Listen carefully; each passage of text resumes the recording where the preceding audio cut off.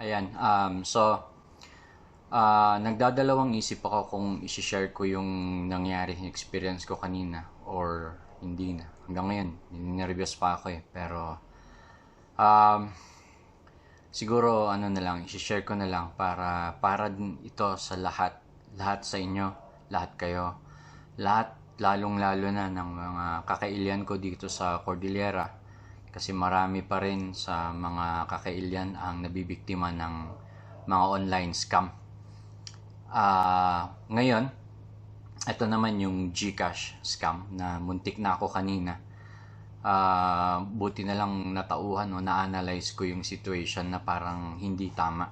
Okay, so ang nangyari niyan, habang nagkakape ako dito sa may Valley Bread sa harap ng Tiongsan sa kilometer 4. Ayan, legit yun. Mga bandang 4:30 onwards, ganyan. May tumawag sa akin. So, pagtingin ko dun sa number, parang hindi familiar, hindi registered. So, siyempre, sinagot ko pa rin. Baka, ano yan, baka kliyente ng Bulaklak or nagtatanong about kung paano yung mga services, mga ganyan. So, hello, sabi ko. Yung sumagot sa akin yung tipong astang parang call center, um, yung boses niya siguro around 25 to 35, ganun yung parang basa ko sa boses niya. Call center na call center yung pagkakabanggit niya ng Tagalog. Yung Tagalog niya ano eh, Tagalog Manila. Yung ganong klaseng Tagalog kasi pag Tagalog Highlander yan, alam mo kaagad yung punto eh. So, parang may training sa pagiging isang call center or parang baka talagang ano lang, sanay mag-scam kaya ganun yung ano niya. But i-share ko sa inyo yung naging parang sequence nung usapan. And sasabihin ko sa inyo kung hindi lang talaga ako nag-isip ng parang second thought na sinasabi, feeling ko naibigay ko sa kanila yung aking pin ng GCash. So, in-screenshot ko yung nangyari and I hope sa aking mga kapamilya, mga kaibigan, mga relatives, friends, sa lahat ng nasa network ko, mga kasama ko rin sa mundo ng MSME, matuto kayo dito sa nangyari sa akin. Okay, so sisimulan natin. Siyempre si GCash, di ba? Halos lahat ng transactions natin ngayon dumadaan sa GCash. And hindi maiwasan na ang ating number at pangalan ay makita online. Kasi nga, we are trading or nagbebenta tayo online. So, hindi maiwasan na lumalabas yung numbers natin at pangalan natin doon. At nakukuha minsan ng mga scammers na ito. Kaya pag hindi tayo parang ano bang term doon? Kumbaga, pag hindi natin binantayan yung ating account, baka hindi natin alam, namimigay na pala tayo ng passwords. Okay? So, ito yung papakita ko yung call log. Ayan. Pinangalanan ko na lang na GCash question mark kasi hindi ko talaga rin naget yung pangalan ng tao kasi nga parang hi, parang ako si June, this is from GCash Manila, blah blah blah, sabi niya. So nag-start siyang tumawag around earlier pa lang time na ito. Ito nakikita nyo. Siyempre sinagot ko siya and then ang dami niyang sinasabi like hello, this is from the fraud department of GCash and na-monitor namin na meron po bang nag-loan sa inyo or GCash loan or something ng 30,000 sa account ninyo from Manila daw. Sabi ko, wala. Hindi ko alam yan. Sir, pa-check yung account ninyo. Sabi niya. So, nung chinek ko, ayan, eto nakalagay, Adrian Gaputan is requesting 30,000 from you. Siguraduhin kakilala mo ang requester bago magpadala ng pera, blah blah blah. Scam yan. Kung kakilala mo ang requester, mag-login sa GCash at pumunta sa request money para tignan ang mga detalye. So, dito pa lang, sabi ko, putya, mukhang legit to. Bakit mukhang legit?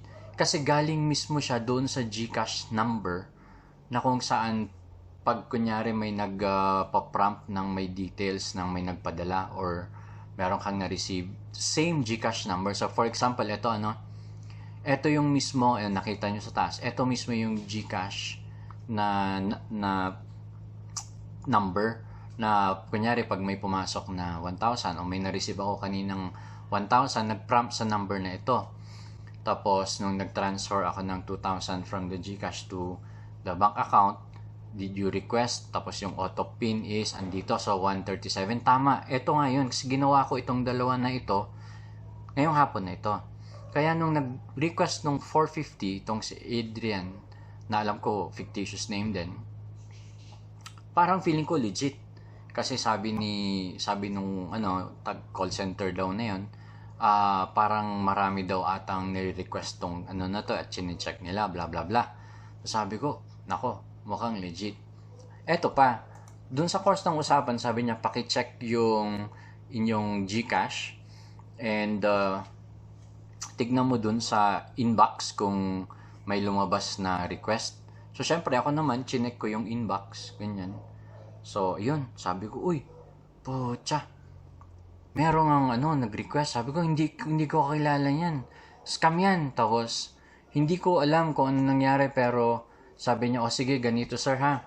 Bibigyan kita ng temporary password and ibablock natin yung scammer na yan. Sabi niya, bablock natin yung scammer na yan. Tapos, for 10 minutes, wag mo munang i-access yung account mo para ma-block namin dito. Para siguradong hindi na may scam yung account mo. So, syempre, wow!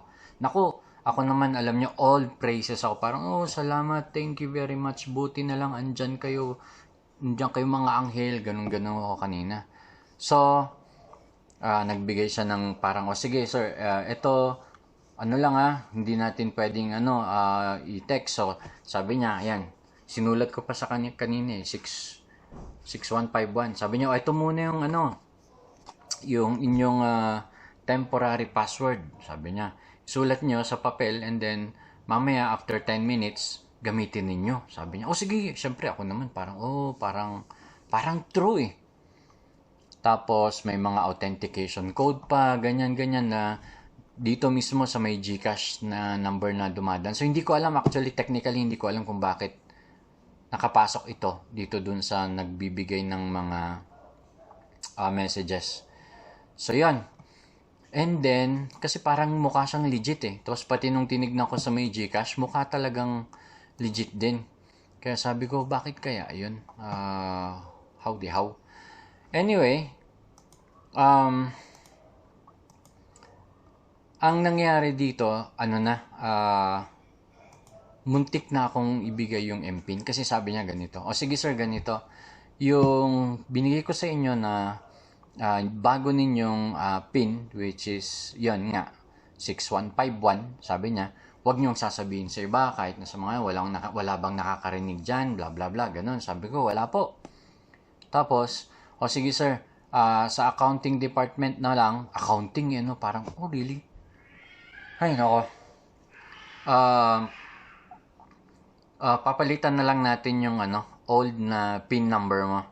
So, sir, ano po ba yung old na PIN number mo? Tapos, papalitan natin. And then, after 10 minutes, saka mo gamitin yung 6151. Ding! Parang, may buong-buo na yung parang ibibigay ko sa kanya yung PIN ko eh. Parang buong-buo, parang bibigay ko na. Pero may little doubt na in-entertain ko. Una, ang alam ko talaga, hindi hihingiin ni GCash ang PIN number. Kahit sa emails nga hindi niya hinihingi. Kahit nga, it's so stupid na ibigay mo yung PIN number mo sa isang tao na tumatawag online. Tumatawag sa phone pala.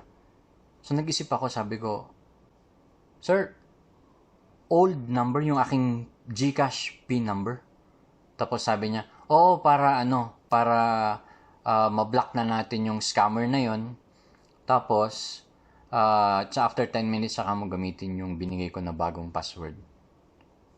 Ay, nako. Ano na, red flag na talaga kaagad. Parang, napaka maganda yung pambobola. Pero, sa tanda natin ito, parang, you have to verify everything. Diba? Tapos, ang number one na inisip ko, pucha, hindi ako mayaman. Halos walang laman nga yung aking GCash. Ilan lang yung laman nun eh. Hindi pa nga malaki. But still, yung account kasi niyan, ginagamit ko yan na pag-transact sa mga small na transactions. Tsaka yan yung ginagamit ko na pag kunyari yung ating mga kasama nangangailangan ng pang-emergency. Okay, 500, 1,000, dyan nang gagaling. So, sabi ko hindi ko pwedeng ibigay kasi baka mamaya tuluyan na palang mawala. Besides, kung totoo yan, pwede ko namang i-verify din sa kahit na anong Globe Centers dito. So, nanahimik ako. Pinapakinggan ko siya, ang dami niyang sinasabi na bla bla bla bla bla bla. Pero alam mo, iniisip ko, tangina ito. Mamatay ng grabe itong taong ito sa sobrang pag-i-scam niya. Kawawa siya. Kakarmahin yan ng todo. Sobrang kakarmahin yan. Ayun, so, pinabayaan ko na lang siyang magsasalita hanggang mukhang napansin ata niya na pinapabayaan ko na lang siya. Inoff niya yung phone. And hindi na tumawag. Pero pag titignan natin yung sequence, dito, papakita ko sa inyo. Eto. Hindi niya ako binigyan ng chance para makapag-search online. Hindi eh. Talagang tawag siya ng tawag. Sir, pakitingin yung inbox nyo. Sir, pakitingin yung bla bla bla. So, pag titignan natin yung sequence ng oras, tawag siya ng tawag. Pag ako tumatawag, hindi naman sinasagot. Ganon. So, yan. Pag may ganyang klase kayong na-encounter, tignan nyo kagad yung example na nangyari sa akin. Okay? Unang-una, tingin ko talaga, hindi hihingiin ni GCash ang number ninyo. Hindi. Sa phishing nga, sa mga emails nga sobrang pahirap pa yung ginagawa ng mga scammer. How much more yung tatanungin ka diretso, di ba? So, red flag na talaga yan.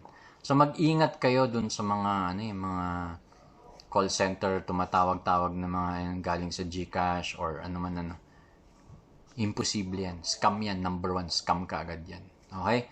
So, yan.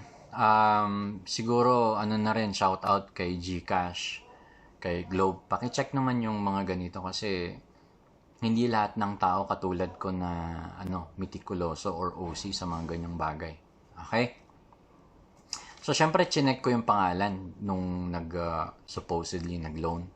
So, nung chinek ko, mukhang nagamit lang yung pangalan or mukhang hindi legit. Okay? Hindi siya legit. Okay? Ginagamit din lang. And then, nag-check ako nung mga, yung mga call center o yung mga GCash call scam. Pucha, meron nga. Ang dami kong nakita sa Google search. Ayan. Yun nga lang kanina, nung tumatawag yung scammer, okay, hindi ka talaga bibigyan ng time para makapag-search sa Google. Kasi tatawag, ang kulit, sobrang kulit. Dire-diretso yung tawag niya para hindi ka mabigyan ng time na mag-search. Ayan. So, ayan. This is a warning sa lahat ng mga gumagamit ng mga GCash accounts or ano man yung mga payment methods na tignan lang natin kasi ang hirap ma-scam. Sobrang hirap ma-scam. Yung gantong nangyari sa akin kanina, muntik-muntikan ko na talagang ibigay yung aking PIN. Kasi ang ganda ng flow ng usapan, talagang parang taga-call center yung kausap mo. Yun pala scammer. Kunyari nag-security siya against scammers, yung pala siya na mismo yung scammer. Okay, so sa inyong lahat, sa lahat ng mga kakailian ko dito yung Cordillera, sa lahat sa inyo, okay, just beware of these kinds of scams. So thank you very much and ayan, matuto tayong lahat.